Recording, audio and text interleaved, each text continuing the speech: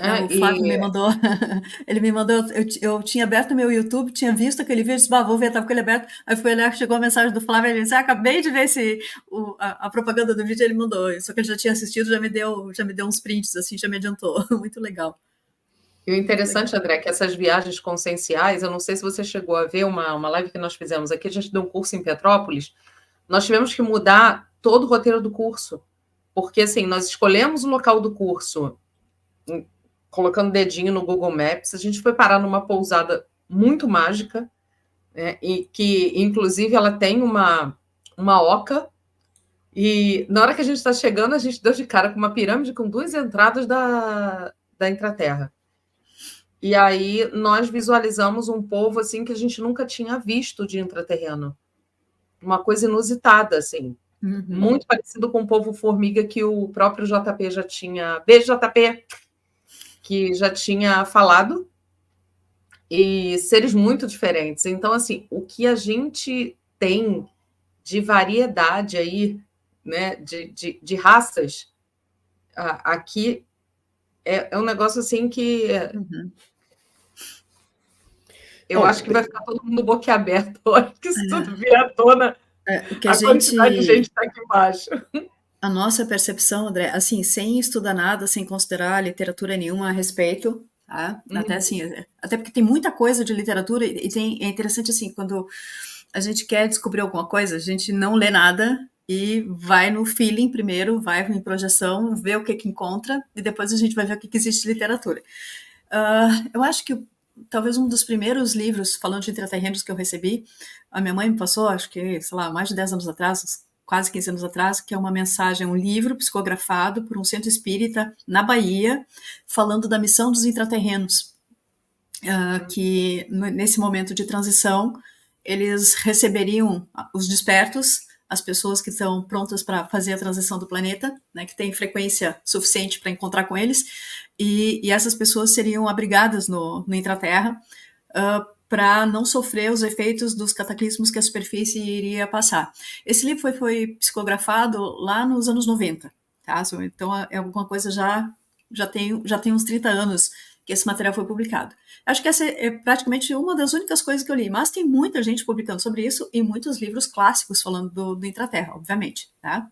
Uhum. Só que quando a gente vai em projeção, e a gente já foi como parte do nosso treinamento, né? Aí a gente descobre que o Intraterra, ele é realmente colmeia e tem de tudo. E é interessante porque é como se fosse planos de densidade diferente, planos de Sim. uh, vibração diferente. Então tem uma parte que é muito terra-terra, que é como se fosse a superfície, que é muito concreto, muito sólido, e que a gente Uhum. consegue perceber como se fosse como se fosse assim dentro de montanha mesmo, como se fosse túneis, parede úmida, lima, umidade, né, esse tipo de coisa.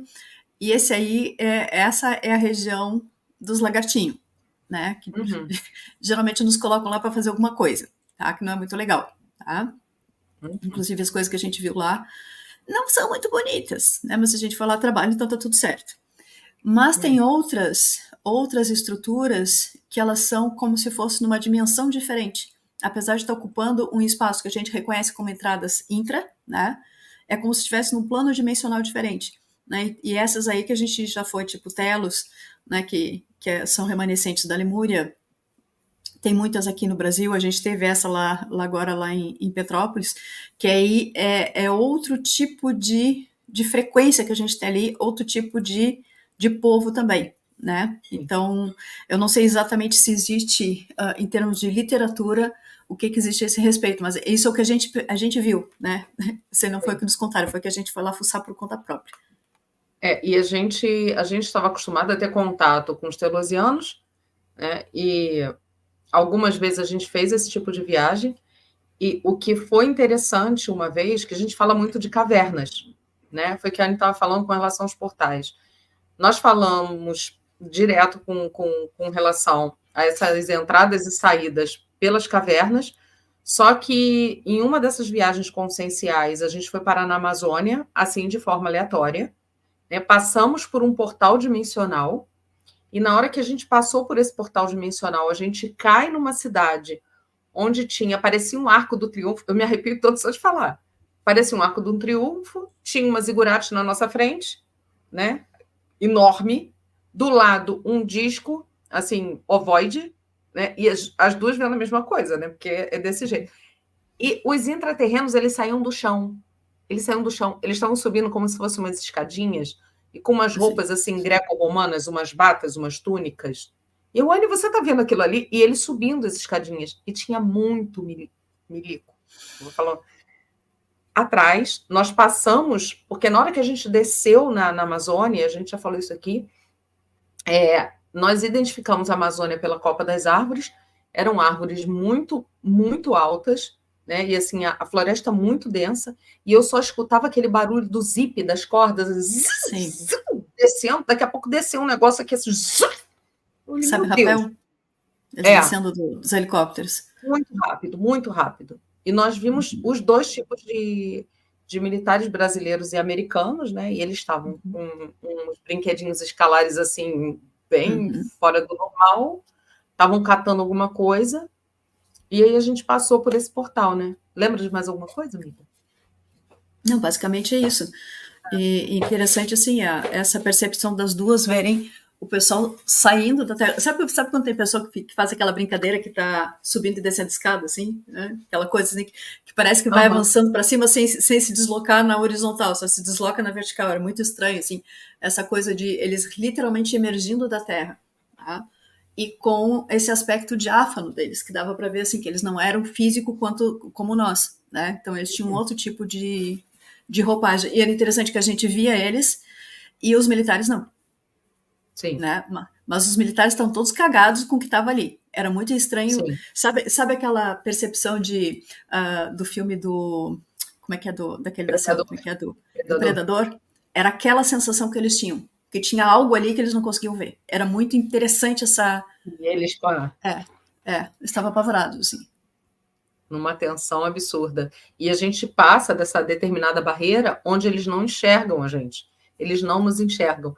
E o mais interessante, tinha um povo que não era intraterra, que a gente pode chamar de indígena, Uhum. mas indígena é um nome que você, como pesquisador, você sabe disso, né? De índio não tem nada ali. E tinha esse povo, e quando a gente olha, eles veem a gente também. O mais interessante é que ali eles veem, os soldados não viam a gente, mas eles viram. E também, eu acho que como a coisa estava um pouquinho arriscada, tiraram a gente muito rápido. A gente, o que a gente foi fazer ali? Sabe? E tem coisa Onde assim é que que a gente tem. está? Os nossos exercícios, geralmente a gente começa assim sem um alvo específico e nos mostra algo que a gente precisa saber. E aí cai nessas roubadas, assim, cai tipo, nesse aí a gente caiu no meio de uma operação militar, o pessoal estressado, né? E é interessante, até hoje a gente não entende muito bem por que nos botaram lá e o que eles quiseram mostrar pra gente, né? Mas é tipo assim, ó, o que a gente tem certeza? Tem pirâmide lá, tem nave, Sim, tem civilização intraterrena, ponto. E tem uma alta operação militar acontecendo que eles estão caçando alguma coisa. Eles estão sim. procurando alguma coisa. Então, eles não E uma estavam. cidade gigantesca, é um negócio É, gigantesco. Ali foi era um pedacinho. isso aí. Basicamente é É, isso. primeira coisa, sobre a densidade, né? Se você for olhar tanto o budismo quanto o hinduísmo, eles falam realmente de que algum desses povos, não sei se são todos, mas a impressão que deu é que não são todos, tá? Que muitos são materiais mesmo. Mas Uhum, aqueles que são mais evoluídos, eles seriam de uma dimensão diferente nesse mundo intraterreno. Inclusive, eles falam do Monte Meru dessa forma no hinduísmo, como se Uhum. fosse um monte que ficasse entre as duas dimensões. Não é algo assim tão aparente, tá? E além disso que viriam os deuses. Agora, não dá para a gente bater o martelo que é isso mesmo, porque a gente sabe que os sim. conhecimentos religiosos, eles muitas vezes eles têm uma interpretação equivocada da realidade, assim como na academia, também os religiosos muitas vezes têm uma interpretação equivocada, né? Uhum, Então, Uhum. sobre isso. Agora, no intraterreno, se você for ver no Brasil, em mapas do mundo intraterreno, você vai ver que abaixo da Amazônia, ali do Mato Grosso, não tem muitas civilizações avançadas. Então, realmente, você pode encontrar umas coisas, criaturas estranhas, agressivas, animalescas, tipo Godzilla mesmo, coisas assim, né? Nós sabemos que na Amazônia já foram fotografadas pegadas de animais gigantes. Eu mesmo estive em Rondônia, eles falaram de uma pegada gigante, que eles falaram que era de um saci gigante. Que eles têm a foto e tudo mais. Com os indígenas de lá, eles, Uhum. na verdade, eles são chamados lá de quilombola, porque eles abriram um quilombo, mas eles não têm um aspecto africano. Eles têm um aspecto indígena, mas a comunidade que vive em volta ali do Forte Príncipe da Beira, em Rondônia, eles são indígenas, dá para perceber pelo, né, pelo tipo deles, assim. E eles fotografaram lá pegadas gigantes na Amazônia. Daí muita gente se pergunta, pô, por que que esses seres com essas pegadas gigantes não aparecem, não chegam numa cidade grande? Porque, na verdade, eles vêm, saem ali do intraterreno, dão uma olhadinha, uma espiada, talvez comam alguma coisa e voltam. Eles não têm nada para fazer mais para frente. Essa seria uma explicação. Ou eles somem, por exemplo, em alguma dessas lagoas que não tem fundo, que existem na Amazônia, né? Como a Lagoa Encantada, Lagoa ali Encantada, no Céu do Roncador. Roncador. Talvez sejam animais que saiam dali. E outra coisa muito importante da questão dos extraterrestres e intraterrenos, né? É que quando eles falam dos extraterrestres, por exemplo, eles têm uma biologia que parece terrestre. Vamos falar bem a verdade, né? Por exemplo, quando eles Que nem os falam... anjos da Bíblia, né, André? Que comiam, e no banheiro. Não, não é só isso. Por exemplo, quando falam de insetoides, eu não consigo, assim, na minha concepção, eu sempre isso foi uma coisa meio atrapalhada na minha mente. Eu não consigo ver insetos gigantes se desenvolvendo em outro planeta. Porque, assim, isso é próprio da nossa biologia terrestre. É próprio nosso. Então, assim, fica claro que esses insetoides, que eu conheço várias pessoas que já viram isso, inclusive aqui no interior de São Paulo, em Avaré, são seres humanoides com aspecto de louva-a-Deus, gafanhoto e etc. Por que isso seria de outro planeta? É da Terra. Isso, o reptiliano. Bom, dentro da Cabala, existe a tradição dos pré-adâmicos, que vocês já devem conhecer aqui no canal. Sim. Antes de Adão, tiveram outras humanidades, isso descrito no Zohar. Essas outras humanidades eram os pré-adâmicos. E, segundo o Zohar, eles viviam na superfície, esses pré-adâmicos. E quando vieram os cataclismos, eles desceram para o intraterreno. Agora imagine o seguinte, o que a gente encontra na superfície hoje em dia? Répteis, né? Vamos falar répteis. Não sei se a classificação é essa, correta? Mas seres reptilianos gigantes, os dinossauros, correto? Uhum. Por que nessa época não pode ter tido reptiliano humanoide? Nessa época dos dinossauros, os humanoides teriam um aspecto, para mim, reptiliano.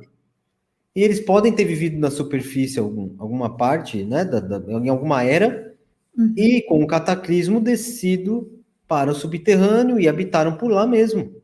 Ficaram por lá. Porque é o seguinte, gente, a notícia que eu tenho para dar para vocês é: o mundo intraterreno é muito mais vasto e é muito maior do que a superfície. Agora, vocês já se perguntaram, para que investir bilhões de dólares para um lugar que o ser humano nunca vai chegar, que é Marte, uma viagem que nunca vai acontecer, e não se investir nada de investigação no intraterreno? Não tem metais preciosos lá no Pois é. intraterreno? No É chamado que, manto terrestre? Não é tem que não nada dá para para pesquisar por lá? é que não dá para É, levantar lebre, né, André? Por conta peraí. da quantidade de bunker que tem lá. Se o campo magnético, olha, o campo magnético que supostamente defenderia a gente das tempestades magnéticas solares, ele vem de um evento do intraterreno, eu acho que valeria uma investigação desse mundo intraterreno para... Agora o que eles fazem é ficar teorizando, não tem pesquisa. Ninguém quer descer.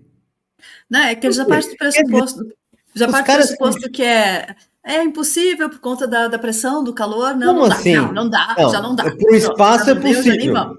Sim. Com toda a radiação que tem no céu, no espaço. Gente, o cara, para sair da Terra, ele tem que passar pelo cinturão de Van Allen, daí depois radiação solar e radiação cósmica. Radiação de fundo. Quer dizer, não dá, não é lugar para ser humano. Agora, se entrar na Terra, vai ser lugar.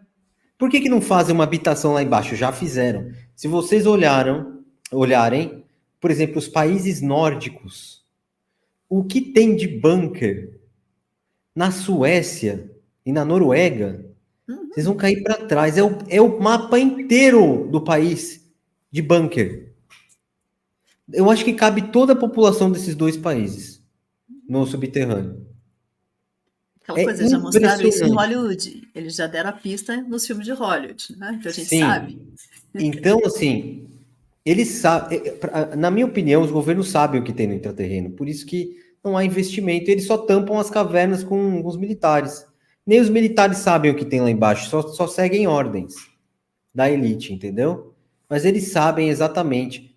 Essas civilizações avançadas do intraterreno mandam diplomatas, mandam pessoas conversar na superfície.